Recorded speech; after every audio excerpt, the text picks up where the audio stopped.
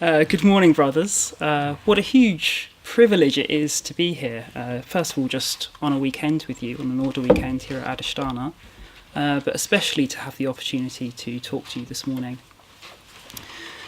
Earlier today, after the meditation, I was sort of gazing at the shrine, which Yashadeva was telling us about last night, and thinking about how each of those figures on the shrine is a representation or has come from some different context from somewhere in Triratna. And that just got me thinking about all of the incredibly good things that Triratna has been able to do over the last 50 years, that you've been able to do, because, of course, it's the people here in this room that have been responsible for so much of that. And so as I was looking at the shrine, there was sort of something of that, you know, that light shining through from those figures. Yeah.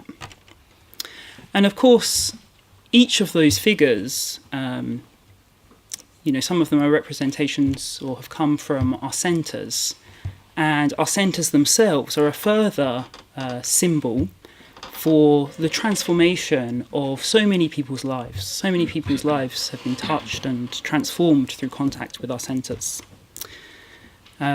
Just to give one example of such a person, I was at our newcomers class in Colchester earlier this week, and I'm on the team that runs that class. And there's this chap, he's been coming along for a little while. I can remember the first day that he came very, very clearly, because, well, it's not uncommon for people to be quite nervous when they come in through the door. But he in particular was more nervous than anyone I've ever seen. Probably a little bit like I am right now. You know, he was sort of visibly shaking, didn't want to talk to anybody. And he's been coming along for a few weeks, and, you know, we've been doing the things that you do. He's learnt how to meditate, he's heard a little bit about the Dharma, and meanwhile I've been getting to know him a little bit.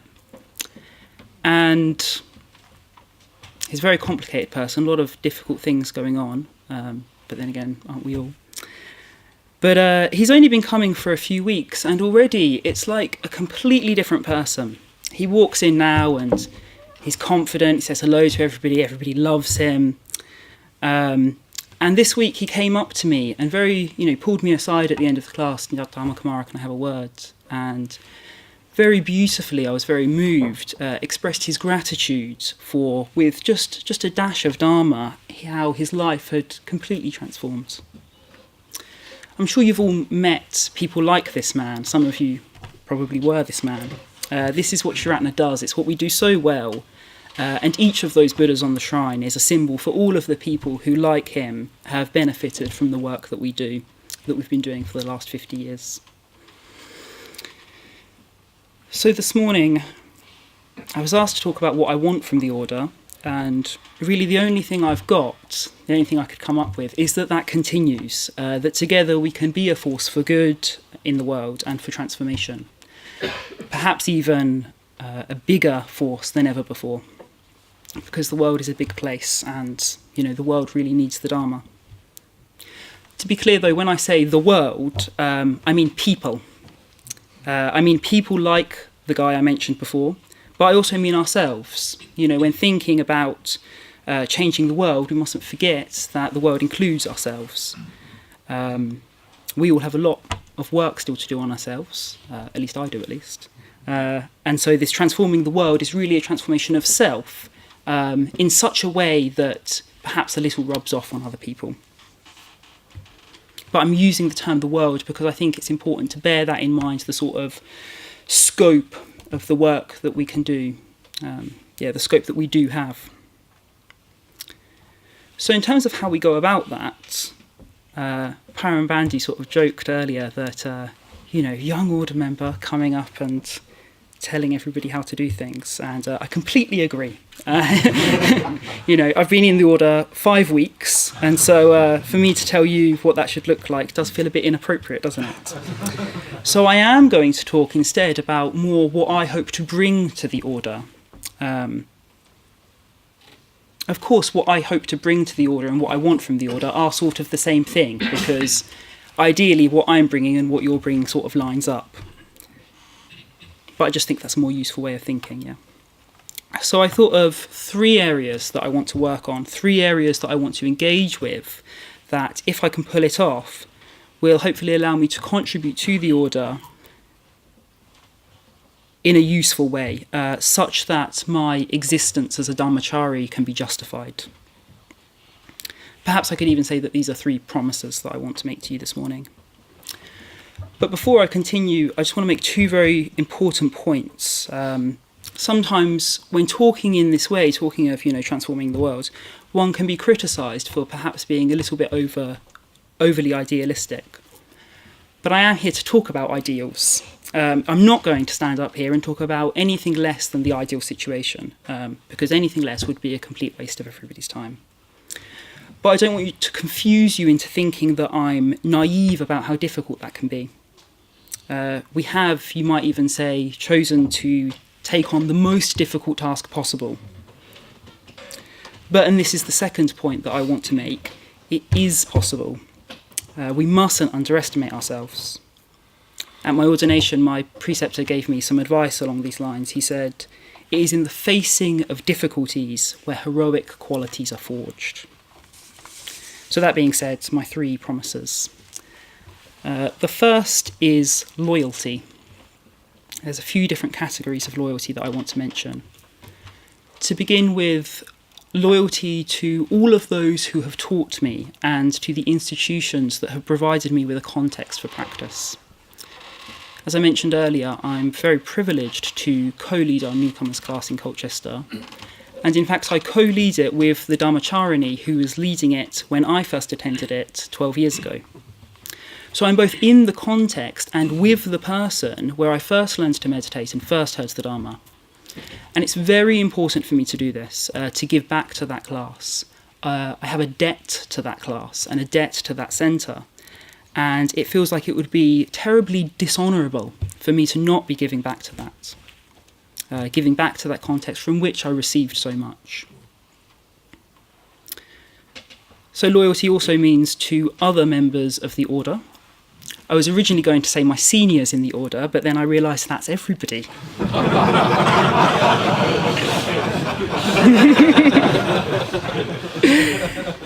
So loyalty in this sense means firstly learning from the experience that the order has to offer, and then after that faithfully handing that on to the next lot. So 50 years from now, when there's 10 times as many Dhammacharis gathered for an order weekend, they'll have to build a much larger lecture hall. And I'll be sitting at the back while some poor young order member is standing up here talking to you.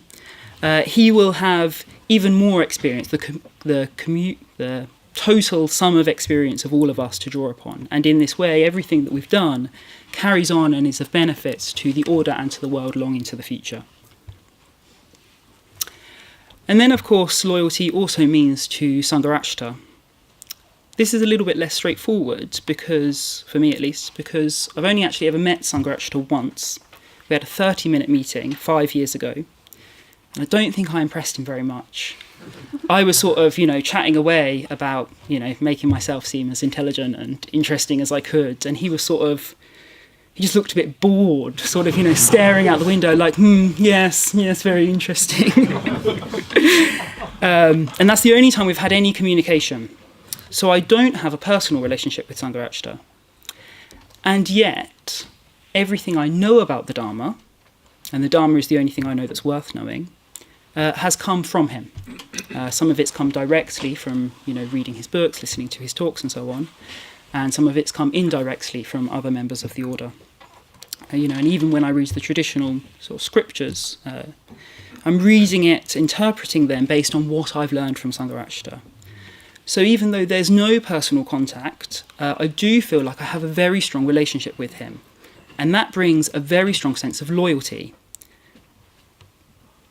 The way I honour that loyalty is to practice what I've learned as fully and as faithfully as I can. That's what being a disciple means to me. So that's the first promise, loyalty. The second one is harmony. At my public ordination, a number of my non-Buddhist friends came along. I was ordained at Padmaloka. And the thing that they all commented on, they all commented on lots of things, but the one thing that they sort of all had in common was having a sense of the harmony between people, especially between the order members. Sometimes, of course, it doesn't feel like that. At points since then, that harmony has sometimes felt a little distant. And some of the things that I've become aware of since being ordained, situations where that harmony has somehow fallen apart, I've been very saddened by. But the potential is there if we work at it. I've been feeling a sense on this weekend already, as I'm sure all of you have, of that sense of harmony between us. And even since I started talking, I was very nervous about standing up here. And now that I'm actually in front of you all, I feel very comfortable. I can feel that harmony that exists between us, or sometimes exists. And I feel that this harmony is very important to maintain. I mentioned earlier that this life that we're living can be difficult. And it's in those difficult times that we need brotherhood, we need harmony with each other. The primary way that I do this to start with, that I engage with this, is spending as much time as possible with other order members. It's one of the things I really appreciate about being involved in a centre. A lot of you, I'm sure, like me, have quite busy lives. As Paramati mentioned, I don't work in the movement. I have a traditional job, which is in some ways a very demanding job. And that can be quite difficult to make sure that I have time to balance with engaging with the work that our order does. But that work at the centre is very important for me. Indispensable, in fact. I don't think, in addition to sort of all of the goods that it does for people, I don't think it would be possible, I don't think I'd have the strength to maintain harmonious relationships with other order members without that regular contact with them, especially in the context of working together. I imagine just relationships would be much more superficial. So in addition to the centre, and I'm sure for a lot of you not involved at centres, this bit will be even more important to you, is my chapter. I have a fantastic chapter. It's really, really good. Well, I've only been in it 5 weeks. Maybe after a couple of decades I'll say something different. But I don't think so. There's quite a range of diversity in it. For a start, I'm the youngest by 20 years. And yet, in that diversity, there's so much harmony, so much love and support between us. And I'm going to do my best to help maintain that harmony, because without it, we are completely done for. So that's harmony. The third promise, some of you might have guessed where I'm going with this. The third promise is practicing for the attainment of enlightenment for the sake of all beings. So I probably won't say too much about enlightenment, though. Vastly underqualified to do that. One can get away with being an idealistic or young order member up to a certain point, but I don't want to push that. But the important thing with this is, the whole of this talk has been about continuing to transform ourselves and others. And the important thing here is when I talk about that, I am talking about transformation in the genuinely Buddhist sense. I'm not talking about everyone just becoming a little bit happier. I sincerely believe that the Dharma and our way of practicing it can bring about that transformation. I believe it because ever since I walked through the doors of one of our Buddhist centres, and regularly since then, I've met people who are of a completely different kind, that don't exist, at least that I've seen elsewhere. None of those people has ever claimed any particular degree of attainment. And although I'm not necessarily of the opinion that they shouldn't, it just hasn't been necessary. It's obvious that their practice has achieved more than just being a little bit happier, yeah. When talking about any kind of spiritual attainment, though, it's very important to remember the bit which comes next, which is for the benefit of all beings. This, though, I think is the hardest part, remembering that the reason I practice and the reason I joined the order was not for my own benefit, or at least not exclusively for my own benefit. I am one of all beings. But mostly it was for other people.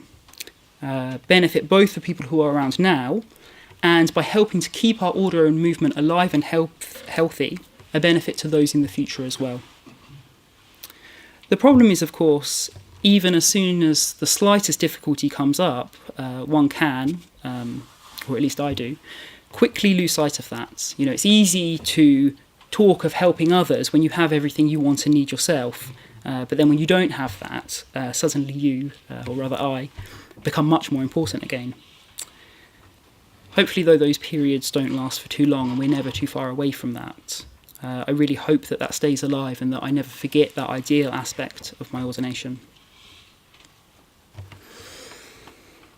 So some of you may have realised that these 3 promises are the acceptance verses that we took at ordination. I condensed the last 2 down into one because I only had 20 minutes. But these promises are all promises that we have made already.